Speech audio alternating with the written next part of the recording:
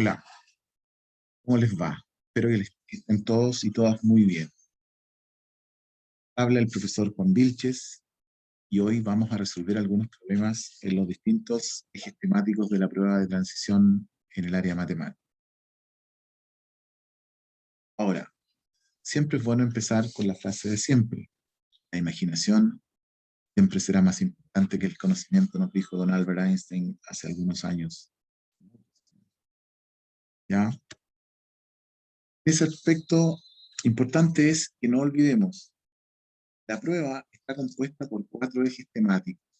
4 ejes. En este caso, tenemos el eje de números,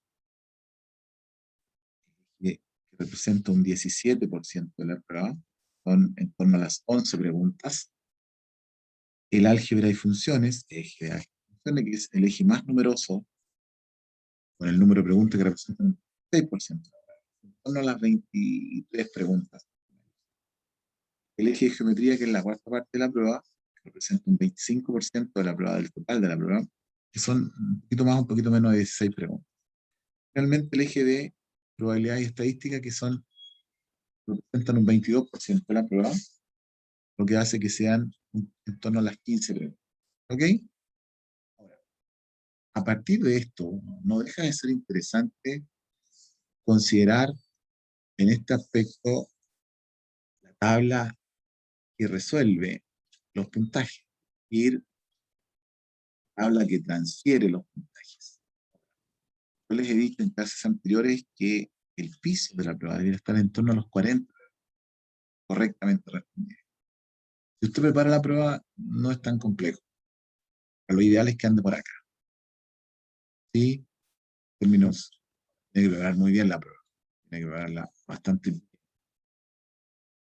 Entonces, comenzamos. Comenzamos con el eje de números. En el eje de números tenemos que el problema dice un poquito lo siguiente. Dice que si a la fracción 4 séptimos, wow, me equivoqué, 4 séptimos, si a la fracción el numerador y el denominador, es decir, al 4 numerador y al 7 se disminuye, se resta 3. Entonces, ¿qué pasa con la fracción resultante?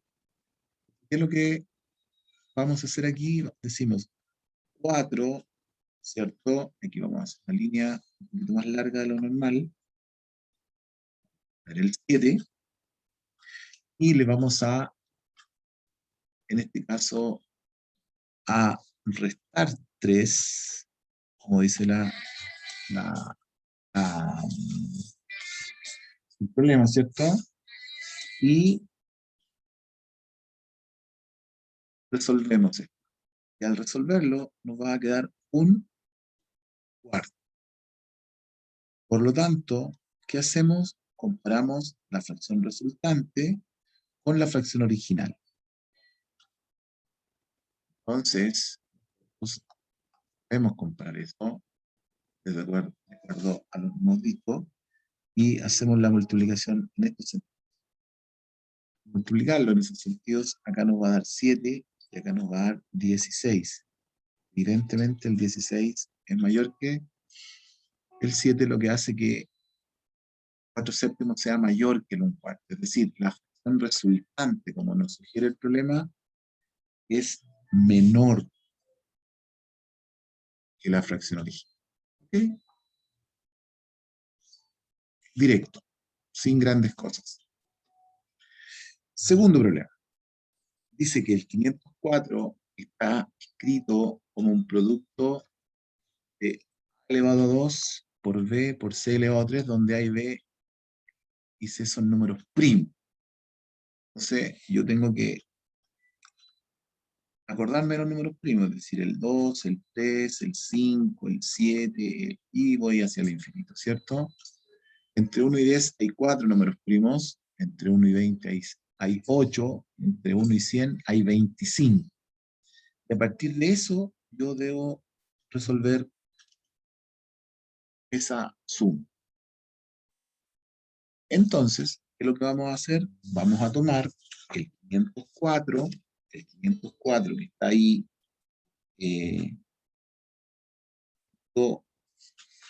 ¿cierto?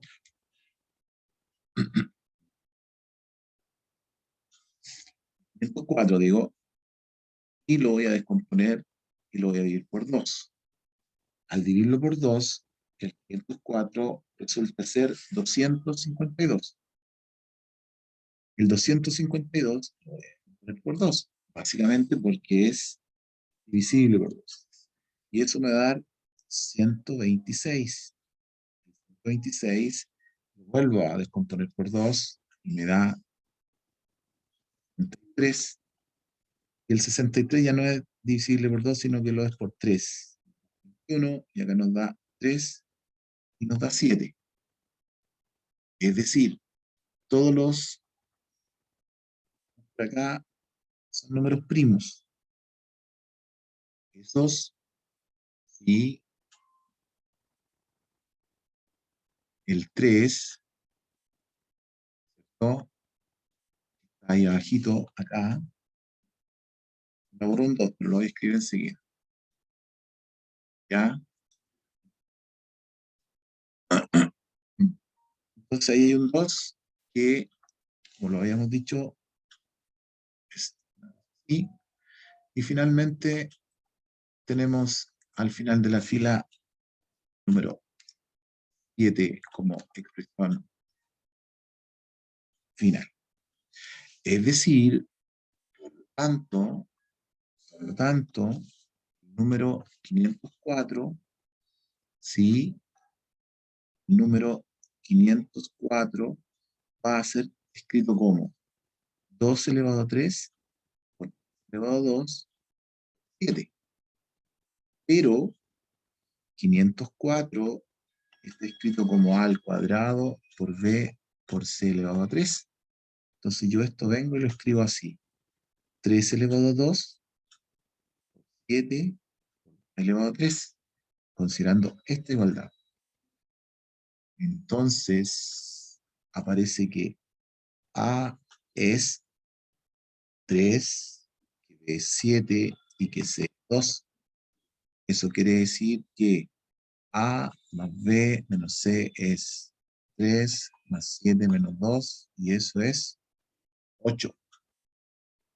Es decir, nuestro resultado es en efecto el letra C como solución de nuestro problema, ¿ok?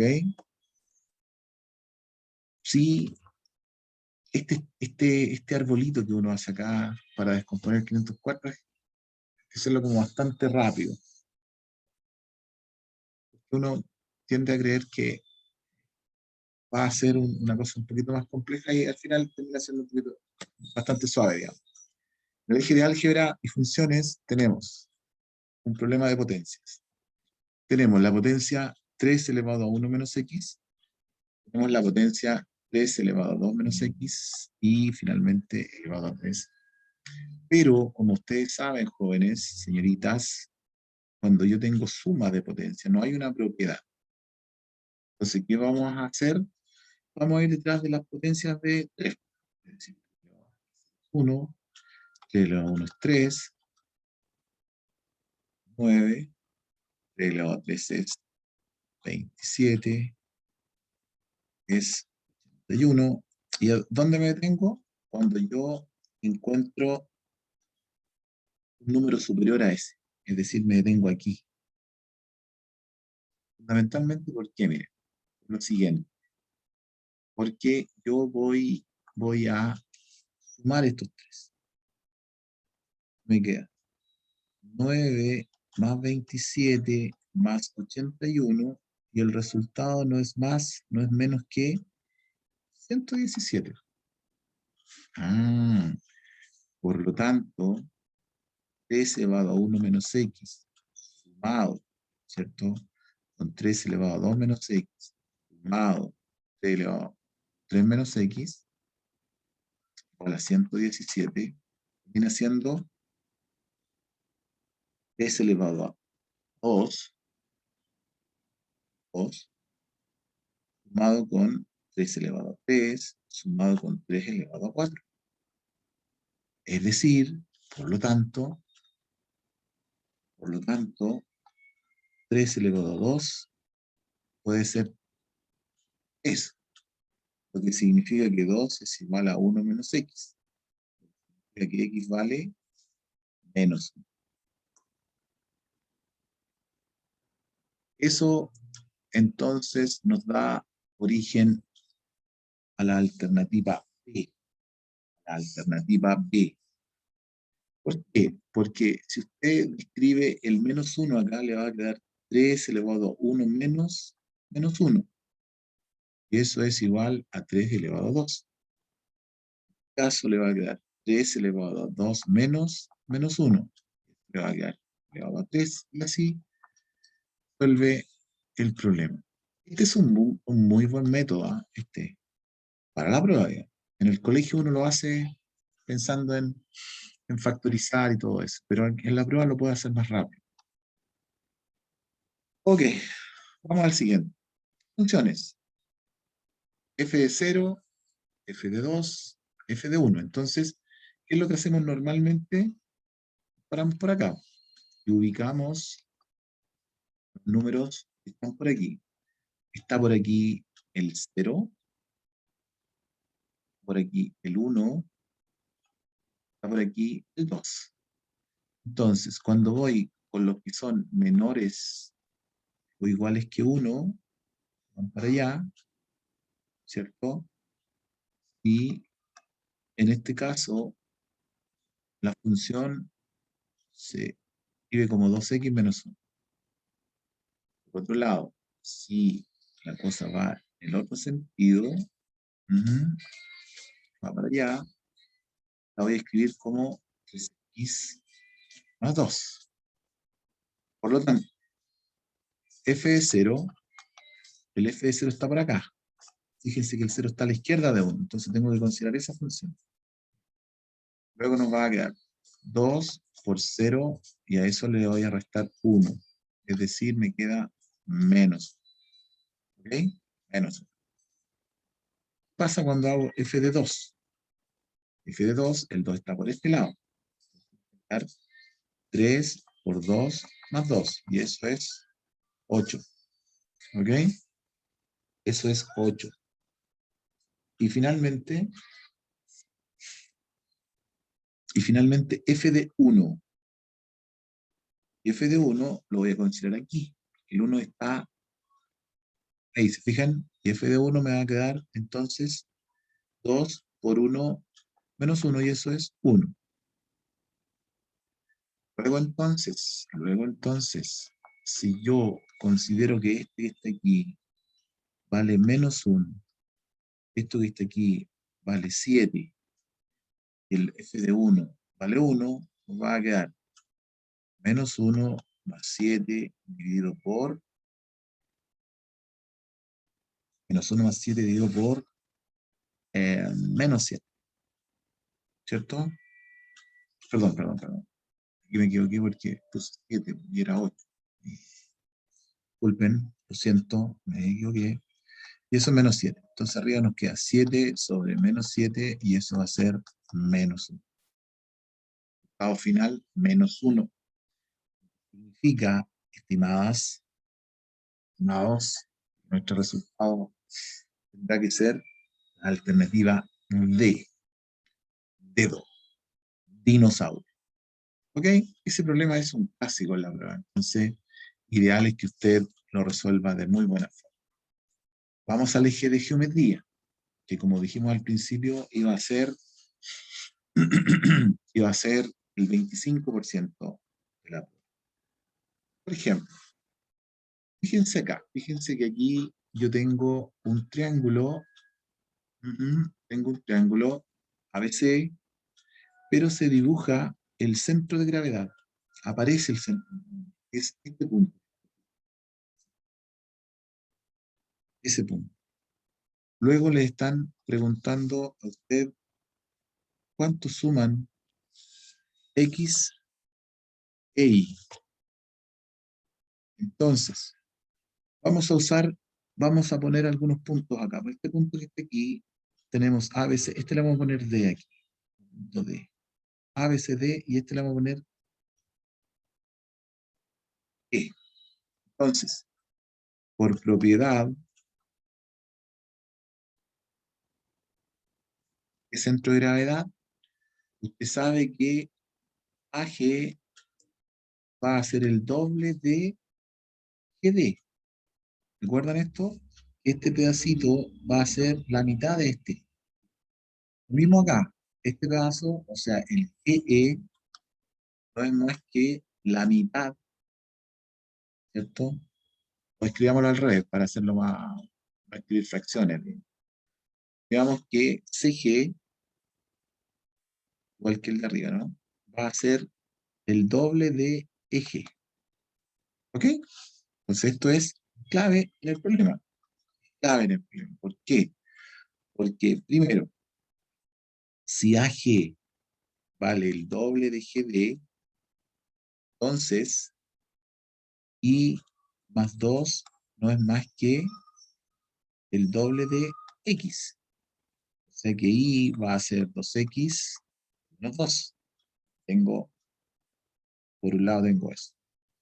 De igual forma, voy a tener que CG, es decir, I va a ser el doble de 7 menos X, que es G en este caso. Entonces, I va a ser 14 menos X. Entonces, por un lado tenemos I, por otro lado. Y es decir, vamos a cambiar un poquito el color. Por lo tanto, igualando,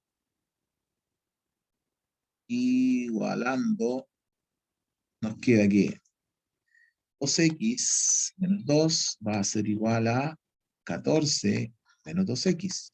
Significa que 4x es igual a 16, o sea que x vale. Y si el x vale 4 y lo represento acá, el i va a ser igual a 6, ¿no? Acá, 2 por 4, 8 menos 2, 6. Por lo tanto, x vale 4 y ese y vale 6, lo que significa que este resultado es 10. Y eso, estimados, está para nosotros la alternativa E. ¿Ok?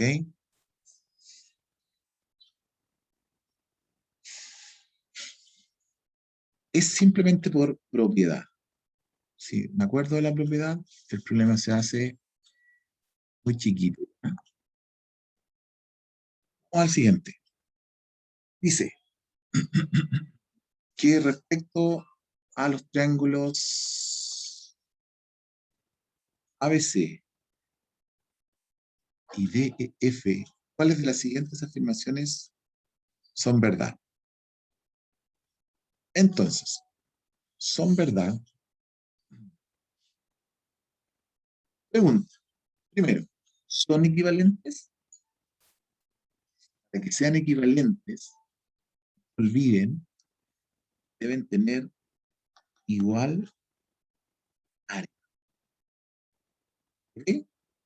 Tengo un área base por altura dividido entre 2, o sea, 5 por 8, voy a calcular el área aquí. 5 multiplicado por 8 dividido entre 2. Eso es el área. Yo simplifico acá, va 20. Acá, base, altura, 10 dividido entre 2. Simplifico aquí y nos da 20. Entonces, son equivalentes. Ahora, semejanza, estimados, significa que tienen igual forma. ¿Ok? Primero que tienen iguales ángulos congruentes y lados proporcionales. Pero estos triángulos no tienen la misma, que este es un rectángulo y ese no lo es. Estamos hablando del DEF, ¿cierto?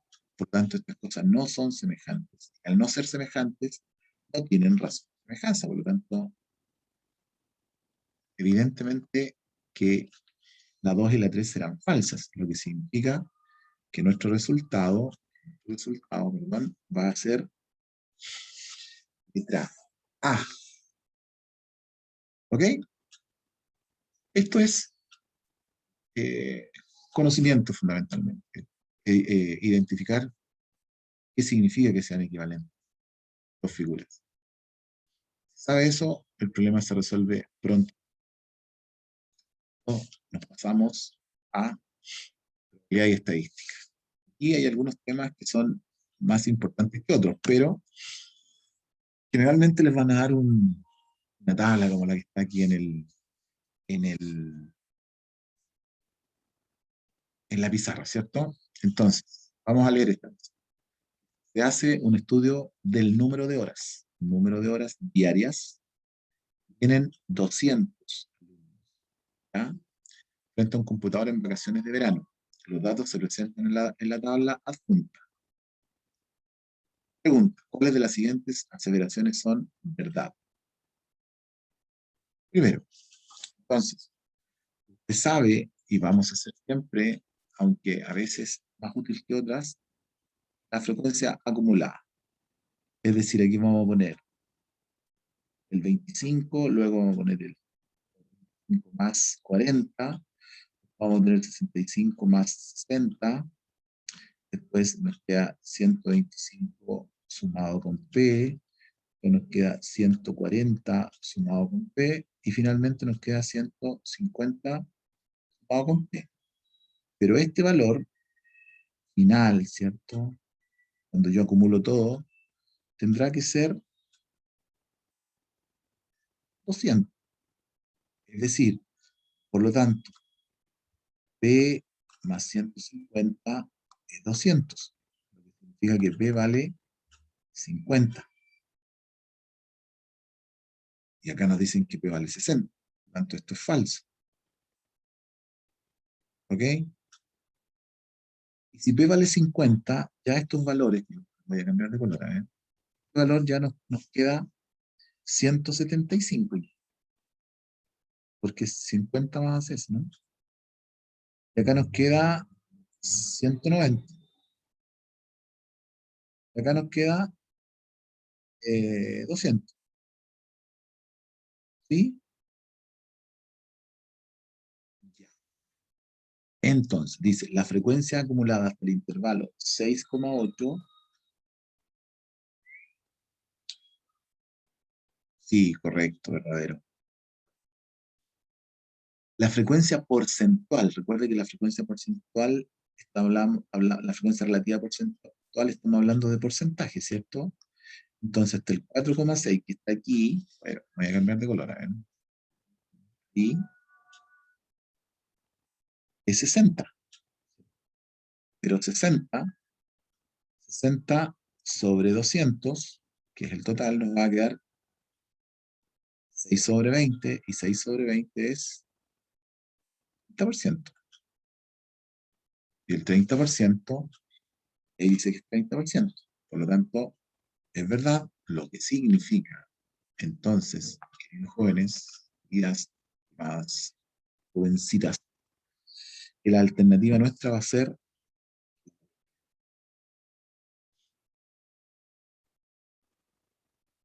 hay que tener algunos elementos. Yo siempre recomiendo a los jóvenes, a las chicas, poner la acumulada, la frecuencia acumulada. Aunque a veces sirve más, a veces sirve menos, pero en general está siempre siendo considerada. Ahora, la frecuencia relativa porcentual es tomar el dato en su frecuencia y dividirlo por el número total de datos. Y dice que en una población respecto a cuántas personas habitan en esta casa, los resultados se muestran en la tabla adjunta. Pero ahora nos preguntan, y que hay que tener un poquito de cuidado, ¿cuál de las siguientes opciones son falsas? Esto hay que subrayarlo ahí, porque a veces contesta exactamente lo contrario. ¿Qué dice? Vamos a ver las falsas. Dice, la moda, decir, el dato con mayor frecuencia, ¿cierto? Debe ser, en este caso la moda, perdón. Entonces, ¿cuál es el que tiene mayor frecuencia? 18, 23, 27, acá, S y S. ¿La moda es 4? No, porque es bimodal en este caso. Es decir, la moda podría ser 4 o 5. Por lo tanto, esto es falsa. Y si es falsa, me sirve para mis propósitos, porque me están pidiendo las que son falsas. La frecuencia relativa de cuatro personas que habitan en la casa entonces vamos a ir a buscar, como dije hace un rato, el acumulado. Tengo 18, 8 y 3 son 11 y 41, y acá son 68, y 8 y 4 son 12, son 102 y 136. ¿Ok? Luego, si yo tomo el 34 y lo divido 136, el 34 yo lo divido entre 136, me da 0,25. Y 0,25, recuerdo, 5%. Es decir, esto es verdadero. Pero si es verdadero, no me sirve. Ahora, el percentil 80, voy a calcular el percentil 80, aquí abajito. Quiere decir, el 80% de 136 es 0,8%. 136 por 0,8 resulta ser 108,8. 108,8. Eso lo busco en el acumulado acá. El 108,8 está por aquí abajo, ¿no? Abajo de este. Cuando estoy aquí me voy para acá. 5. Y dice que es 4, ¿cierto? Y por lo tanto, esta es falsa. Y si es falsa, sirve a mis propósitos. Es decir, estimados, nuestros resultados la 1 y la 3. Es decir, la alternativa C. ¿Ok? Entonces, cuando llego a estos problemas en general la prueba, estoy un tanto cansado, porque estoy al final del problema. Entonces ustedes ahí tienen que, en general, apurar un poquito el ritmo en algunos anteriores para llegar aquí, por lo menos la primera vuelta. ¿Ya? ¿Qué más sigue? Nada más. Simplemente sugerir disfrutar de la mejor música. Cada sonido del trueno de los Floyd, grande, grande. Así que un abrazo gigante, chicos. Cuídense mucho y nos vemos próxima clase.